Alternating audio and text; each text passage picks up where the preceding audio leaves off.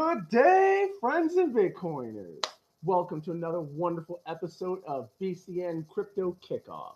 My name is Mr. Clifford T. Mitchum, and I will be your host. Also mention that I am the educational director for BitcoinCryptoNews, and I am hosting the show today. So welcome for everybody out in the crypto space. So let's get everything started as we normally do by going over a couple shout outs. I did not double check the Facebook page, Twitter page, and the like for all the shout outs. So that is my feeling, but I appreciate everybody that's liked, shared, and passed on the information that we have about our wonderful show. And let me go ahead and also mention our wonderful sponsor, Crypto Kickoff. Crypto Kickoff is a directory and resource to find businesses and that accept cryptocurrency. If you have not claimed your profile or created your listing, be sure to get out there and do that. Plus, please mention to them that you saw their information on the show here, so that way they recognize us and they keep paying us money to keep this going. So, hey, we got to do it some way, but rather than taking it from your pockets, we'll go ahead and get it from theirs. So that is much appreciated. Now, also, welcome to our friends on Instagram land. Welcome to the show. Hope that you enjoyed that as well. And let's get the show started by going over our disclaimer. The information provided in this show is for educational purposes only and is not financial or investment advice. For financial advice, please speak with a licensed professional. And we also have in our chat Mr. Paul Rouleau. Good morning, sir. Thanks for coming out. And anybody else would like to jump on the chat, by all means, go to YouTube. You can find us in the chat there and join Mr. Paul Rouleau in our area. And I'll do my best to get on the chat as we progress in the show. So let's take a look at what was going on in Bitcoin last week, the week of December 2nd, going through December 8th, 2018. Bitcoin started off the week at $4,147.32, finishing out the week at $3,476.11. That is a $671.21 drop, or 16.2% decrease. Now, when looking at what's going on in the current markets, what I look at when I look at this is that the financial players, influencers, manipulators, and all those in the legacy markets have exited. They've all gone and they had to take their funds to close out their books for the quarter, close out the books for the year. So I would say the majority of them aren't seeing any big changes in crypto going on. They're going to be pulling out and expecting to come back in January towards February timeframe, when they have the framework for the futures market in the NASDAQ, Fidelity, Goldman Sachs, and the other legacy institutions. They're going to be coming into the crypto space. The reason I believe that is because when you look at the activity in the charts, you see more movements up and down. It's not as stable when you look across to it as it has been in the past. And I think a lot of that activity of those larger influencers has actually levelized the market, whereas with them out, we're back to what we see as the natural peaks and valleys that generally go on in the crypto space. So it's neither good nor bad. It's just a fact of the matter. It is indicative of we're not going to see an all-time high. It's just not going to happen. We hope against hope that it will, but let's just go ahead and put that baby to rest and start thinking about what we're going to do for our profit taking. When's a good time to do that? And I would expect another pullback towards the end of the year as we go into January, because historically January has been a down month. However, I must put in a caveat that just like historically, December has been when Bitcoin reaches its all-time highs, and that didn't happen this year. So it's possible that January could turn into an up month, but overall, the beginning has always been down, and I would lean more towards that, but I'll leave myself a little bit of wiggle room to say, hey, maybe I left a little door open to slip out for that. But, keep that in mind. So now when we look at what was going on this week, last year in the crypto space, we had Bitcoin starting out the week at $11,447. $124.60, finishing out that week at $16,569.40, or a $5,444.80 gain, or 48.9% increase. It was the run up. It was the fervor. It was the golden time and recent times in the crypto space as it went to its all time high. So we was tremendous jump. The actual all time high came to $18,328.90, according to CoinMarketCap, which is where I'm getting the information from. I believe Coinbase gave it at the $19,000 number that I was thinking of that I mentioned last week. So forgive me for that crossing wires. But nonetheless, last week, last this week, last year, it was just or last week, last year, it was just the big run up. That was the peak of what was going on in the crypto space, and everything started to levelize and go into a more downward trend after that week. So that's why I really feel that it's going to be more of a downward trend between now and the end of the year, because that was the same thing that generally happened last year. So that's more of a trend that we can see that's consistent in Bitcoin, and we'll see across the other cryptocurrencies. Now, when you do look at the other cryptocurrencies, they're bleeding a lot worse than Bitcoin. Because when Bitcoin has the cough, all the other cryptocurrencies get the flu. So keep that in mind. Also, it's not financial advice, but this also means that those smaller currencies and those alternative currencies for alternative cryptocurrencies have a bigger gap and a bigger room for profit if somebody wants to go ahead and play in those. Big movers I would expect to see would be Tron, rebound in Ethereum, big jump in Ethereum Classic. I know they've run into some issues with their development team, and Tron has actually been courting members from their development team to come over to them. But I do see them rebounding because there's still a large community built around them, and I can see some other developers moving into that crypto space that development team has exited. So I don't necessarily see Ethereum Classic going away, but I do see them having a good chance of a resurge. Whoa, what am I taking?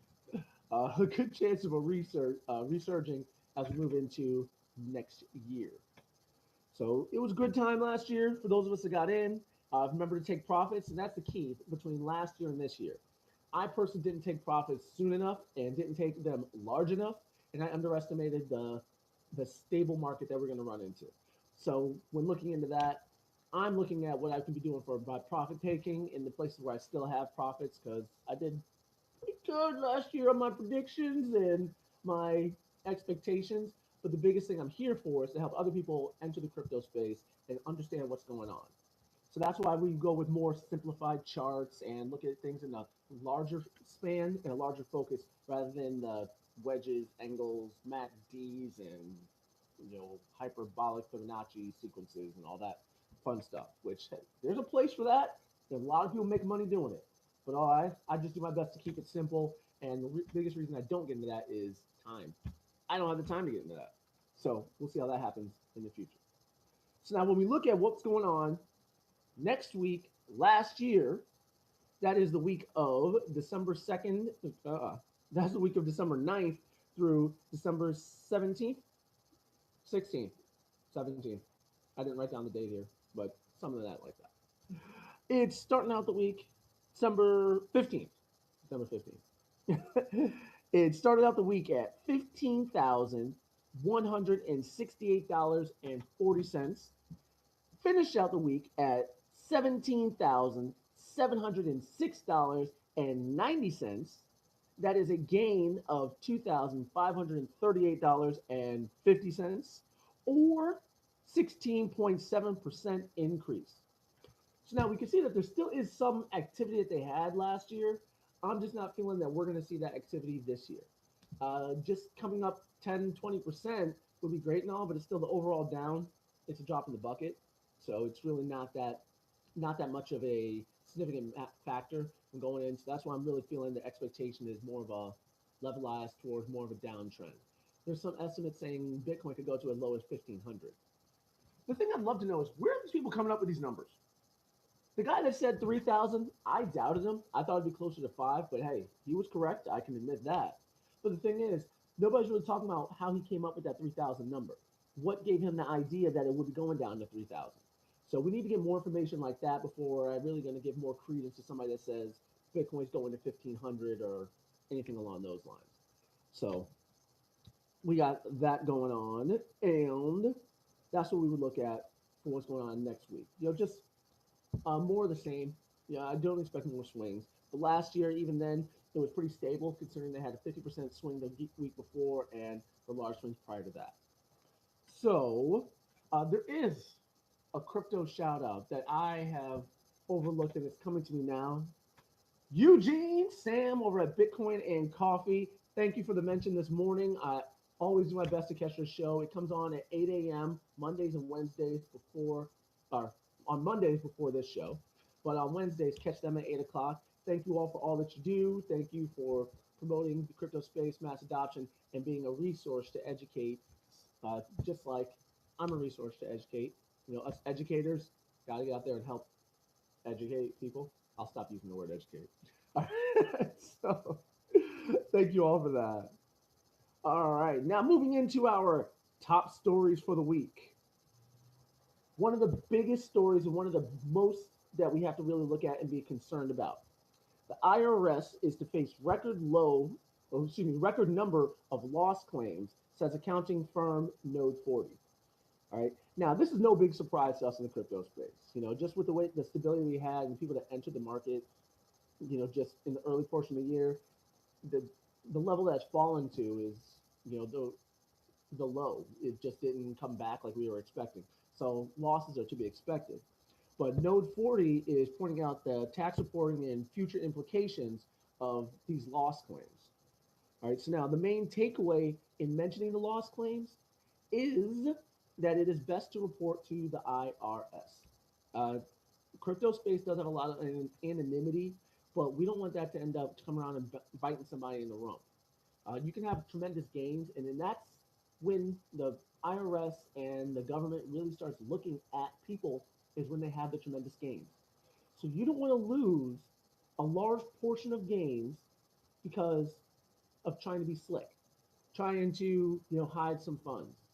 Open and being open and honest is really the best route because once they get in and they start hitting you with fines, fees, and court costs, all your gains evaporate.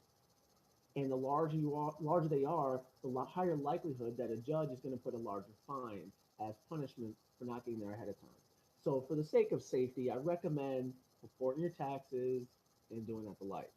And Node 40 is pointing out that as well. But they also go on to state that once you do open that door into the IRS, you have to continue to keep that door open. So once someone starts reporting, be sure to continue to report. Uh, Trying to get stuff off the books is the biggest way to get in trouble. I mean, they have big, slick, high power accountants that try and get around these things, and they go to jail too. And some guy that's just trying to find this because they saw a video they saw on YouTube, I don't want you going to jail for it. Just you know, give pay the man. It'll be a lot simpler. You'll hold on to more funds. Just a safer route to go. So that's a crypto shout out going out to What's Crypto on our Twitter feed. So crypto shout out to you. Thanks for posting that article. And our next one comes from to us. Its headline is the SEC postpones decision on Bitcoin ETF proposals to February 27th, 2019. That is a crypto shout out to Cointelegraph. Thank you for posting that one across our Twitter feed. And this article's more of the same. It's the waiting game. The SEC is continuing to string us along by pushing back the date or the ETF. Really, this is a proposed date because when you get into the article, it goes through saying how they have to make a decision within 180 days of the actual decision, but then they have another window of 60-day extension, pushing the date to February 27th.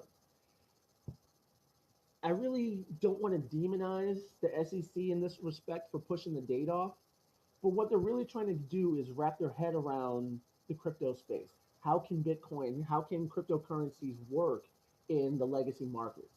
And they don't understand it. They don't have the bumpers and barriers that they need to feel comfortable. So this is just them biding themselves some more time to get their heads wrapped around that. What you see as a large part in the SEC is, I don't think they've really mentioned it directly, but they take their cues from the legacy markets. So as the legacy markets are putting in their crypto desks and their trading floors and their other information, the SEC is waiting for that. Excuse me. I surmise that the SEC is waiting for them to finish getting that set up before they say, okay, an ETF is ready and we're going to go with that. So I would really say it's a 1-2. Once the large firms say, hey, we're ready to go, we'll see the SEC saying, hey, we got that ETF thing ready to go that we've been talking about. That's one respect. The other one is maybe the proposals just aren't that clear. Maybe they just need more work, and the SEC is being legit and just saying, hey, we need more time to wrap our heads around this thing. Crypto is not easily understood by people in the crypto space, and it's even less understood by people outside the crypto space. And don't get me wrong, we do have lots of experts, but I'm just talking about the average crypto person really can talk to you about nodes and the like, but set one up, yeah, I don't know how to set one up. Not that I can't learn, I just haven't put my time to that. I focus more on what's going on with the fluctuations, what's going on as far as basic education, and understanding the broad strokes of it. So it's just a matter of what depth somebody goes into. But the SEC, they're going to do their thing, and they're going to do it in a way that benefits them, and it's going to benefit the people that make money for them, which would be the legacy markets. So keep that in mind. All right, our next article. Coinbase is exploring the addition of 30 plus new digital assets. It's saying that it's their goal to support all assets that meet the standards that are compliant with local laws. So this is an article coming to us from Coinbase. A crypto shout out to Coinbase. Thank you for putting out more alternative currencies and good projects for people to invest funds into. It's actually a good thing. So Coinbase still is continuing to set itself up as the crypto bank and the premier location in the United States to enter into the world of the crypto space. I always equate it to being the lobby of the hotel, and each crypto project is a different floor. So Coinbase gets you in and allows you to go to whatever floor that you'd like. Something that's a little more convoluted or to Coinbase's advantage is they're pushing their stable coin or excuse me, they're pushing their stable coin as the entry point into the alternative currencies. So instead of just using your cash directly, you change your cash into their local cash and then you buy your crypto space. Something that they're doing to bolster up their own projects and their own functionality, which, whatever to them. I'd rather just have a more direct route, but hey, they're putting a good service, so I'm not trying to say too much against whatever they're doing. But as long as it's working and it's not damaging people, it's allowing people to enter the crypto space, that's the biggest thing. So good on them for that. Also looking at those coins, always good projects to get a couple, put a little bit of change in, get a few of those, because should they have a big jump like we've seen with the previous projects that they've added, could make some good profit. And my main reason is profit. Second reason is an alternative to the standard currency. It's great to have better distribution and a mass adoption of something that's not centralized, something that's decentralized and protected from the irresponsible financial actions of the status quo. So, good on Coinbase. Our next article. Gazprombank forges new partnership to offer crypto asset services. What you see is this is Gazprombank incorporating cryptocurrency into their platform. Much like how we see the large financial institutions in the United States incorporating cryptocurrency. They're putting in the framework. And this is the exact reason why I am not worried, I am not scared of, and I have no problems with the value of Bitcoin going down, because as Adam Meister said, one Bitcoin equals one Bitcoin. The fiat value is really irrelevant because as you see with this framework that's being put in, as you see with the framework of the legacy markets being put in, the future of Bitcoin is solid. Its fundamentals are solid. So it will have a future. It's not going to zero. I don't care what somebody says. It's going to have a future. It's going to be great. So anything that it drops to just means it's a greater sale. Somebody could get it at a lower discount or a higher discounted price, higher discount to get a lower price might be the best way to say that. Anyway, you can get more for less, and I'm looking to get more. I'm not giving financial advice, but you do what you do. All right. So it's definitely going to be more of a showing of the international framework as well as the local framework that we see with the IRS and everybody else getting established and put in. So I think this really gets a good point to the advancement of and future of Bitcoin and cryptocurrency. And our final article, payment giant Mastercard claims to have developed a new way of keeping cryptocurrency transactions private. So now, the thing to look at in this article is this is Mastercard incorporating blockchain. This does not mean that Mastercard is doing anything for Bitcoin. Bitcoin and blockchain are two different things. Bitcoin is the currency that we love and expand and look for more mass adoption of.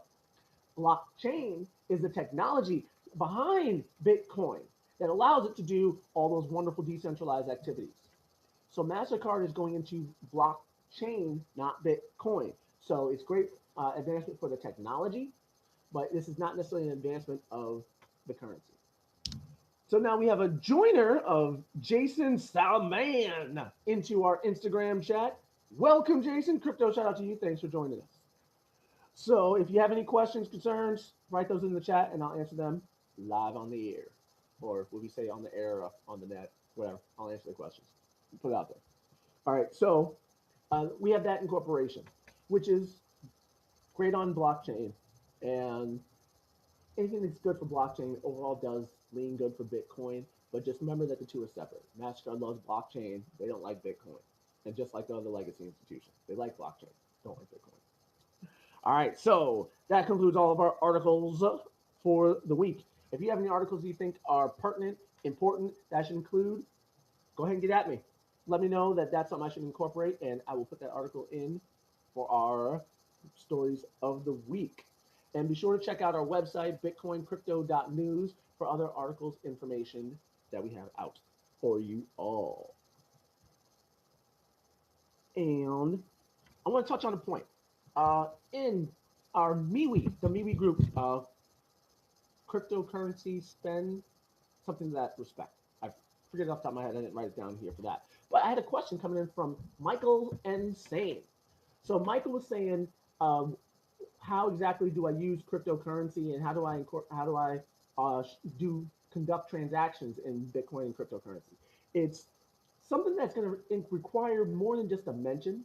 So what I'm going to do is I'm going to put together a little video that's outside of what we have on the show here to answer that question for you, Michael.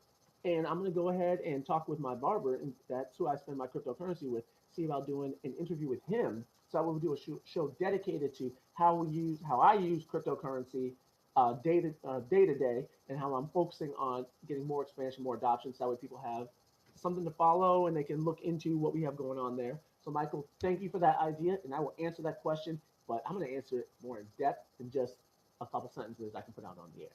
So thank you, Michael, for putting that out for us, and look forward to doing that video for you. So our next section on BCN Crypto Kickoff is our BCN 1 minute whiff. So what I'm going to get back in the habit of doing is a 1 minute video on cryptocurrency projects outside of Bitcoin. So we take 1 minute, as the name suggests, take 1 minute and learn about a project. Last week, we covered two projects. First one being Cokie Cash, which is a local currency that they're using in Puerto Rico. So that's a great idea. You localize the utilization of Cokie Cash, and they're doing on the Komodo platform. So they've incorporated their Cokie Cash so that local merchants and people that live in Puerto Rico can actually use that. Great project. Check out that video and learn about that. The other coin that we looked at was Eternal Token. Now, the Eternal Token project allows market activity for the centralized Eternal Coin, and the Eternal Coin provides issuance for redemption cards and reward services for issuers. So they consolidate that into one platform. So that way somebody doesn't have all those. In the US, we have like a card for a grocery store, for a gas station, for the Speed Mart, for all these other things. So on a platform like this, they can actually consolidate, so doing it all off one card or one account. And then that account's centralized, but to give it into the local markets and get more liquidity and activity on it, they have the Eternal token that allows that. So it's a wonderful concept, good project. Go ahead and check out that video, check them out, see if it's something that you'd like to learn about. So I'm gonna get back in the habit of doing a video a day, and except on Mondays because I'm doing the show and I got editing and all that other fun stuff to do. But for the rest of the week, Tuesday through Friday, we'll get a video together, and I look forward to doing that, more of that for you all.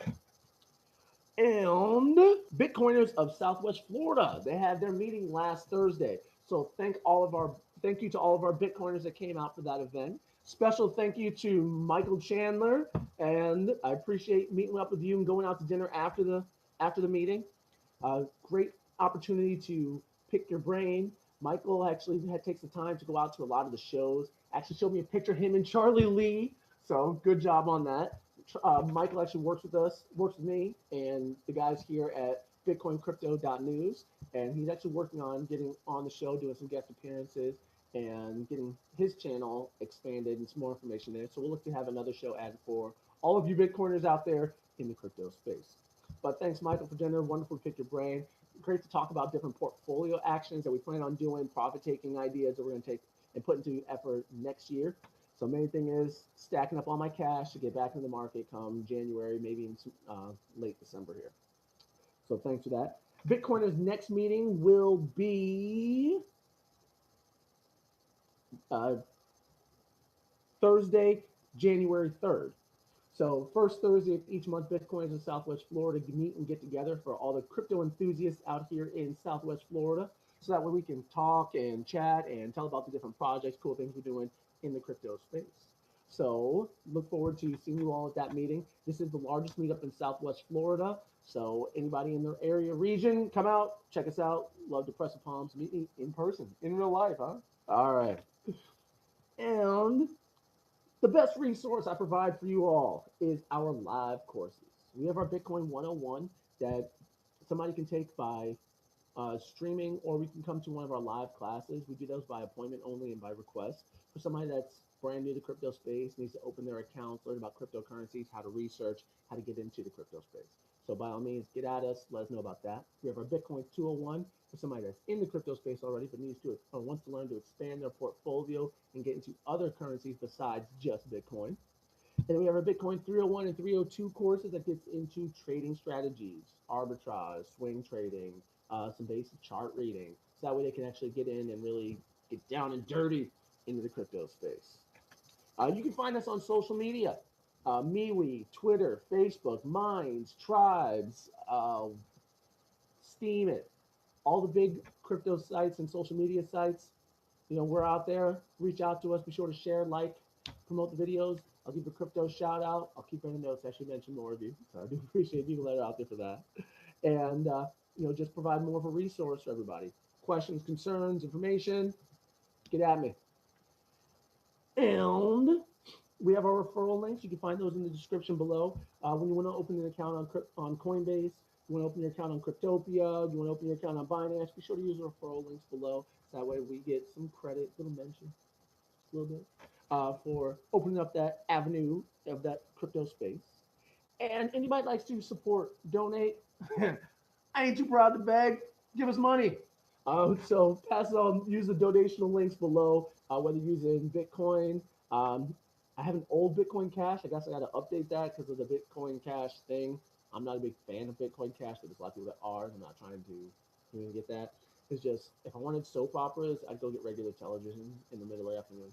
So, I mean, y'all just need to calm down. Yeah, just straight and simple. But our Litecoin address, Ethereum. If you have a cryptocurrency you want to donate to us, but we don't have a wallet there below, let me know. I'll find a way to connect it, and we'll make it happen. So thank you all for coming out. Hope you enjoyed the show. Write anything you'd like to see in the comments. Questions, concerns, we'll get that answered. Michael, I appreciate that question. Look for a more in-depth show on to answer that. Remember to visit Crypto Quick. Find the retailers in your area that are accepting cryptocurrency. If they're not, let them know about Crypto Quick, so that way they can join the wonderful world of other cryptocurrency merchants and retailers. And something else to keep in mind for those that are entering the crypto space, you are going to have to risk some funds. So you're going to have to risk it for the biscuit. So get out there, learn about crypto, get some more mass adoption. Tell your friends, family, everybody, learn about Bitcoin. Thanks for coming out. I'll see you all next Monday here on BCN Crypto Kickoff. Thanks for watching.